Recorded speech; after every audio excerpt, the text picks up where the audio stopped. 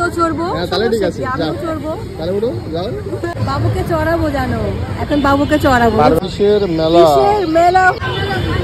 Wow, hello everyone, আসসালামু আলাইকুম। কেমন আছেন সবাই? আশা করছি সবাই ভালো আছেন। অনেকদিন পর আজকে আমরা ঘুরতে বের হয়েছি মাইন্ডটা ফ্রেশ করার জন্য, ফুল ফ্যামিলি সহ। এত ভালো লাগছিল আজকে ঘুরতে, আর দুজনে মজা করছিলাম। কোথায় যাচ্ছি চলেন দেখা যাক। সকাল সকাল ঘুম থেকে উঠে সারাদিন কাজকর্ম সেরে এত বোরিং লাগছিল, আমি পরে আমার জানুকে বলছি, জানু চলো না আমাকে একটু ঘুরতে নিয়ে চলো, আজকে যেহেতু ছুটির দিন, তোমার ছুটি আছে। এরপর আমরা দুজনে দুষ্টামো করতে করতে আর দেরি না করে বের হয়ে পড়লাম বিকাল বেলার সময়। আর বিকাল বেলার সময় ওয়েদারটা এত সুন্দর ছিল, দুজনে মিলে খুব দুষ্টামি করছিলাম আর হাসাহাসি করতেছিলাম। ওয়েদারটা এত সুন্দর সময় রিক্সাতে ঘুরতে অনেক ভালো লাগে। আমি আমার জানুকে বলছিলাম, জানো এই সময়টা আমার এত ভালো লাগে, চলো তোমার সাথে ঘুরতে যাই। একসঙ্গে আমরা ঘুরতে বের হয়ে পড়েছি। অবশেষে আমরা ঘুরতে বের হয়ে এবার চলে এসেছি মেলার মধ্যে। মেলার মধ্যে কি যে অবস্থা, ফাস্টফুডের দোকানে ভর, আর রিক্সাটা অনেক সুন্দর ছিল। অবশেষে চলে এসেছি, এখন রিক্সা থেকে নেমে পড়বো। রিক্সা থেকে নেমে দেখি এখানে বাচ্চারা খেলা করছে। আমি আমার জানুকে বলছি, জানো আমাকে একটু চড়াও না। বলছে কেন তুমি চড়বে, এটা তো বাবু চড়বে। এখন দুষ্টামি করার পরে এটা তো আসলে চড়া সম্ভব না, আমার বাবুটা অনেক ছোট।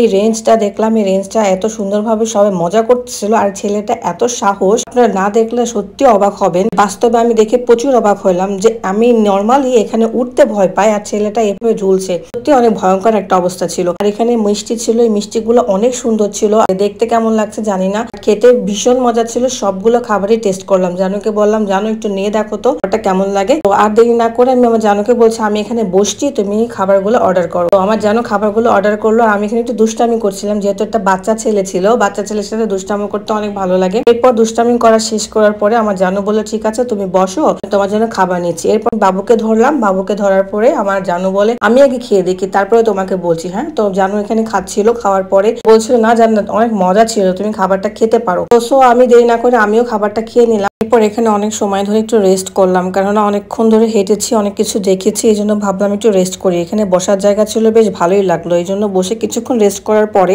আবার দেখতে শুরু করলাম। এর মধ্যে খেলনা গাড়িটা চোখে পড়লো, আমার এত পছন্দ হয়েছে। আমি জানুকে বলছি, জানো আমি দিবে? সে বলছে, তুমি তো বড়, তোমাকে কেন কিনে দেবো, তোমার বাবুকে কিনে দিব।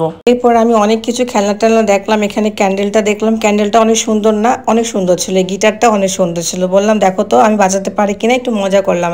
এই মিররটা কিন্তু আমার ভীষণ পছন্দ হয়েছে, বাট সো স্যাড আমাকে কিনে দেয়নি। আমি অনেক মন খারাপ করেছি। যাই হোক, এটা বিষয় না, এটা পরবর্তীতে আবার দেখলে আবার ভালো লাগলে কিনবো, বাট দামটা আমার কাছে একটু বেশি মনে হয়েছে, ওই জন্য আর কেনা হয় না। এরপরে এই বিভিন্ন ধরনের ক্রোকোডাইল আইটেম গুলো দেখছিলাম। আইটেম গুলোর মধ্যে আমার হাতে যে ফ্রুটস এর বোলটা ছিল, বোলটা আমার কাছে এত পছন্দ হয়েছে, বাট আমি কিনতে পারিনি, বাট নেক্সট টাইম অবশ্যই কিনবো। আজকের ফুল ভিডিওটা কেমন ছিল অবশ্যই কমেন্ট করে জানাতে ভুলবেন না। আর যদি ভিডিওটি ভালো লেগে থাকে অবশ্যই লাইক কমেন্ট একটু শেয়ার করবেন, আর একটু পেজটা ভালো লাগলে ফলো করে দিবেন। আজকে এই পর্যন্তই, ধন্যবাদ সবাইকে।